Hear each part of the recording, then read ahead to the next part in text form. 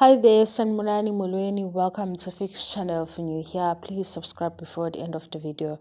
If returning, thank you for love and support. I appreciate you. Uthanda nesithembu, the celes umacele baze batrenda ke. Ifamily kamacele guys ngicela ngingacasuki. Kwesinye isikhathi ngibuye ngihleke into mangithi ngiyicabanga ngikhuluma ingihlekisa. So umacele bekuvela manje khona abasho njalo bathi umacele wamkela isithembu kuqala. Manje inkinga ke isuke ibe nokuthi bamqhathanisa nomayini. Ake ngithi-ke nje i-view yami noma singayibanga ngendlela engizwe ngayo uthando nesithembu. Umacele akaze amukele isithembu kodwa wavuma ukuthi uMseleko enze lento afisa ukuyenza. Sengike ngezwa ke abantu abakhuluma nama-therapist ukuthi kahle ngamkela ukuthi umyeni wami unje. Yabo leyo situation enye ayikho into ethi amakhosikazi utheka ngenhliziyo emhlophe phakathi. Kodwa manje into angakazi ukuyishintsha leyo ukuthi unomyeni ozoba ofisa kuba namakhosikazi amaningi noma umyeni obonye abanye abantu ekhona. Ileyo wavele wathi-ke uzohlala phezu kwayo yenze ngendlela yenzeka ngayo. Kwenzekani-ke uthi ubaba uMseleko kule show yakhe umama kaMacele omsizile kwizinto eziningi enza ukuthi uMacele a-understand.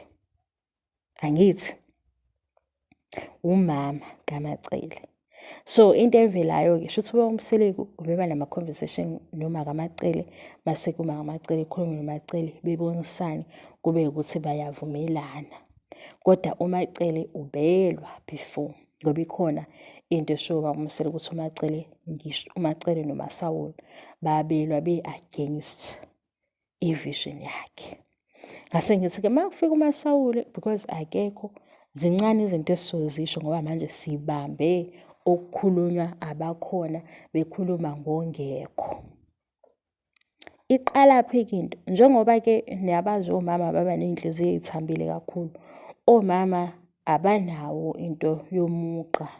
Mhlampe lo mugqa ngizothini ama-boundaries ukubeka ukuthi-ke ungeqi la mkhwenyana. Omama kwafika nje ukuthi hawu usuyalobola kanjani bavele bemsondeze eduze afane nendodana. Yingakho-ke ifamily yakaCele nobaba uMseleko sekungathi abakaMseleko beke beyabakaCele. Khona akusiyo into engathi yimbi or ibuye ihlebise because kwezinye iy'ndawo kuba khona ukuthi hawu naya indawo yamkhwenyana umkhwenyana akabe laphaya.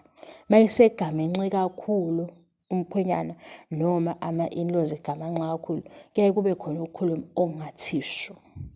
Manje-ke ngoba phela ubudlelwane bebukhona phakathi kamama kaMseleko nobaba uMseleko manje akasekho umama sekuqhubeka nalaba abakhona. Yingakho-ke begamanxile.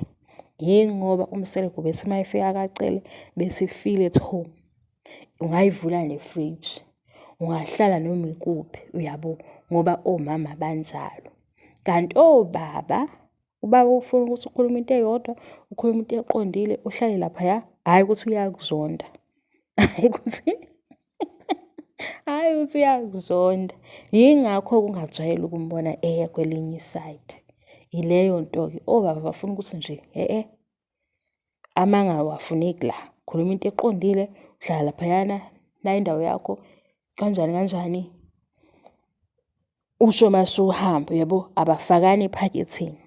Kanti omama khona vele mase uzovela nje ube umkhwenyana sethola ukuthi nabantu abadala abekho nomama akekho nogogo akekho. Hawu umama uvele ey'bonela ukuthi hawu nayi indodana yami ngobe kuwumkhwenyana. Yingakho-ke kunalo amehluko. Kona-ke ngoba phela niyawazi amaZulu abantu abajajanayo abanye bayajaja bethi hawu cha kodwa akusesona-ke nje isona isiZulu yabo amaZulu-ke nokujajana bajajana ngisho emasontweni. Nami nguyena umZulu lowo nami ngiyajajana futhi ngendlela yami.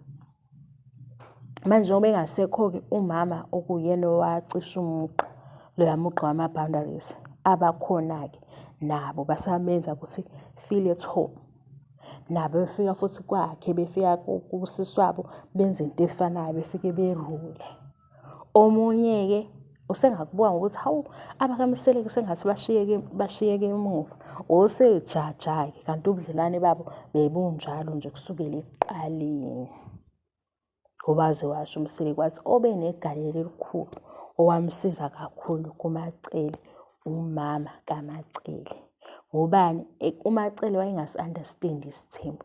Kulawa makhosikazi asemzini uma ngithola ilanga ngifuna ukunichazela ngayedwa into engiyaziyo ukuthi abaze beyi-understand ukuthi nje ngiyawanqena amangeni.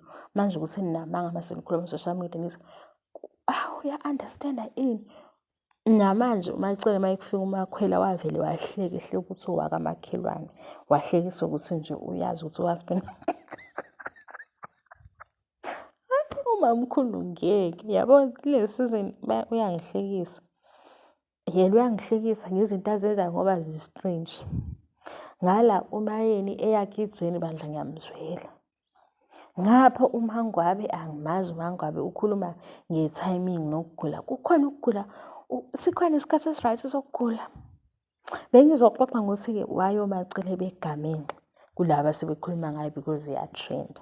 Manje ngoba akasekho-ke umama sebengena esikhaleni sikamama owaye-welcoming. Nabo-ke bayazazi ukuthi phela laphana kasisi ukaSibali, uSibali aba-close naye. Kodwa-ke abanye sebengayithatha ngokuthi hhayi uSibali uyi-provider, yikho benza nje. Kanti guys kuyenzeka abantu abafani. Eminye imindeni nje ayinankinga, ayinamigomo nemibandela eminingi. Eminye imindeni ibe nemigomo nemibandela futhi alikho iphutha. Eminye ibe nama-boundaries, alikho iphutha. Yingoba nje abantu abafani, nemithetho yamakhaya ayifani. Bye.